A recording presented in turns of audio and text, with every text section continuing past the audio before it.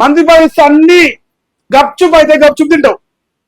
మంత్రి పదవి కోసం ఎన్ని బాధలు ఇప్పుడు, ఎన్ని యూట్యూబ్ ఛానల్తో వీడియోలు చేపిస్తున్నావు. బాబా ముదిరాజు బిడ్డలు కట్టర్ కాషాయవాదం అనుకోండి.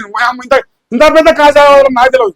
తెలిపోయింది ఫైటర్ జట్లు అవుతున్నాడు కదా. అలా ఒకే ఒక్క బీసీ బిడ్డ బీర్లైనా మరి ఈయన బీసీనే భయపడాలి. తెలంగాణ ఉద్యమకారుడు, తెలంగాణ ఓయూ బిడ్డ, ఒక బీసీ బిడ్డ. ఆయన దొరకు మంత్రి పదవి ఉన్నప్పుడు బీర్లైనాక మంత్రి పదవి రావట్లేదు. ఎందుకంటే దొరకునన్ని పైసలు బీర్లైనాక లేవు కదా.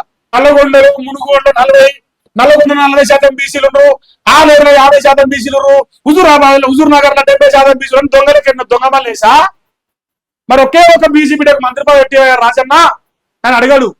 ఇప్పుడు బీర్లైనా ఏం పాపం చేసిండు నల్గొండ నుంచి బీసీ బిడ్డ?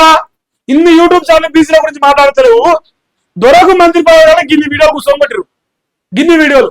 ఎందుకంటే నల్గొండ జిల్లాలో దళిత బిడ్డలు ఉన్నారు. ఒక్క ఎస్సీకి ఇస్తే అవుతుంది. వేముల వీరేశం ఉన్నాడు, పోతే మందులో సామెనుడు.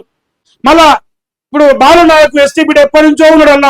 ఆ శంకర్ నాయక్ నిన్న ఎమ్మెల్సీగా, నిన్న ఇంకో ఎమ్మెల్సీ అయింది మా దగ్గర, నెల్లికంటి సత్యం అనుకుంటా. మరి ఆయన కన్నా మంత్రి పదవిని అడుగుతురా?